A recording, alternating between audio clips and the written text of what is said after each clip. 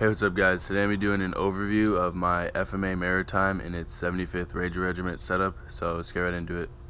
For this build, most of the parts are ops core right now, but I still need to replace some of them, which include the headband and OC dial as well as the pads, because those are the FMA ones and those are the last on my list.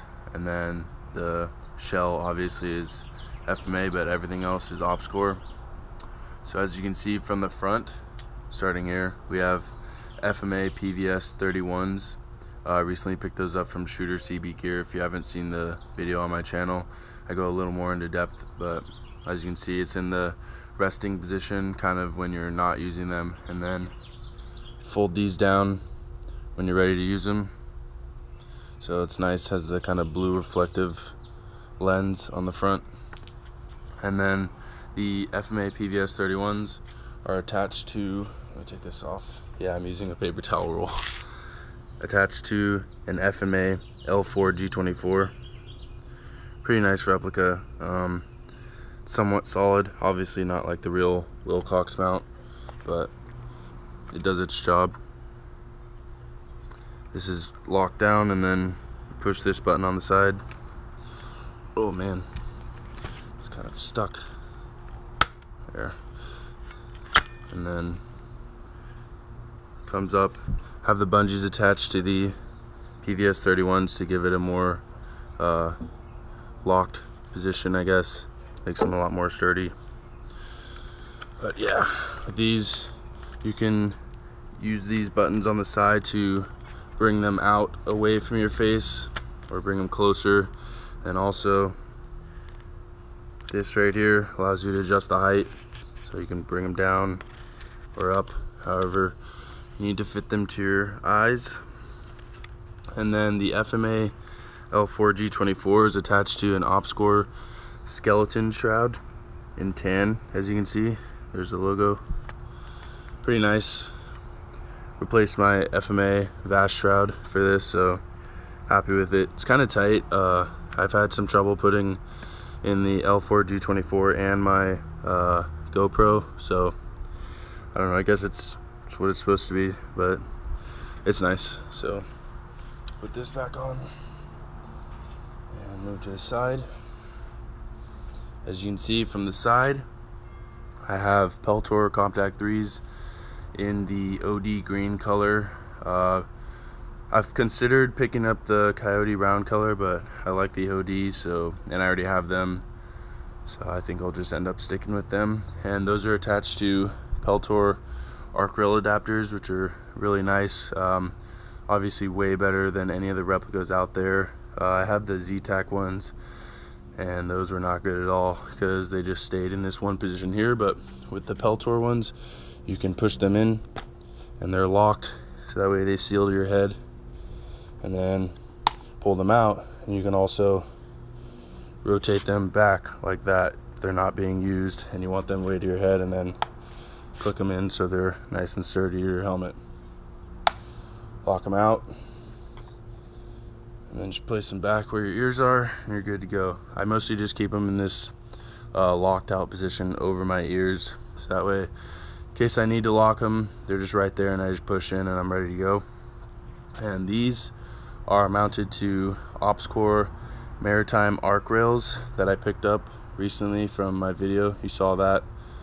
But yeah, these are a pretty big step up compared to the FMA rails, because the arc rail adapters are actually a lot tighter on the rail and they're not as wiggly, so it's nice, so I don't have to worry about anything coming off. So let me see if I can get a view of that.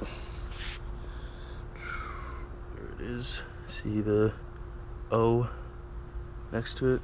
But yeah, here's a closer view of everything. Pretty nice.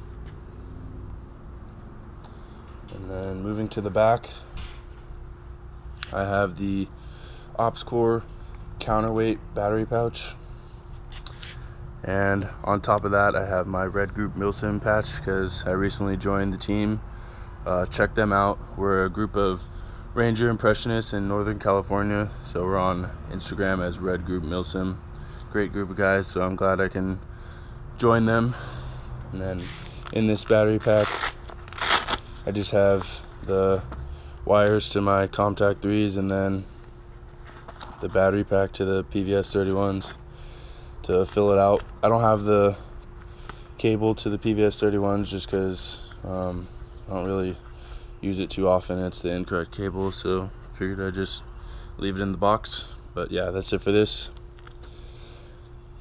Okay, and then to the right we have almost the same thing again with the Peltor arc rail adapters and the Contact 3s in OD green, but I also have a Princeton Tech MPLS light. It's nice, it has red light and white light, so yeah, you just push it down and then there's two LEDs that switch between red and white light. So give you a closer look at that.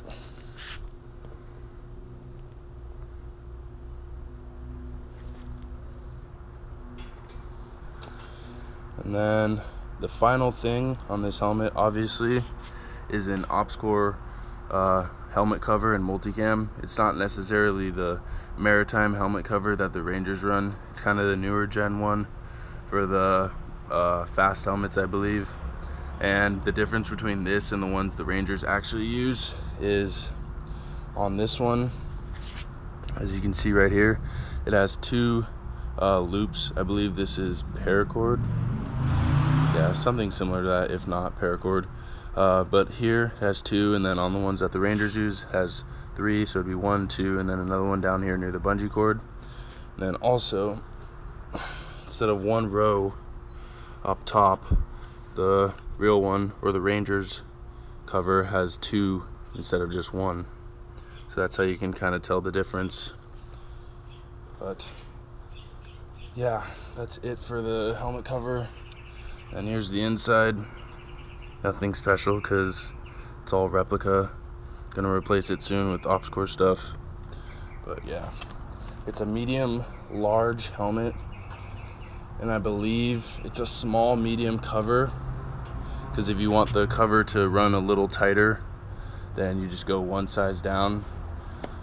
But yeah, the helmet's pretty comfortable now. Sometimes it can get a little irritating after wearing it for a couple hours, so that's what's making me want to switch out the FMA stuff with OpsCore. But yeah, no patches on it, just because no patches other than my team patch, because that's what I've seen is accurate for the Ranger impressions. But yeah, that's pretty much it for today. Thanks for watching, guys. Just like, comment, and subscribe. See ya.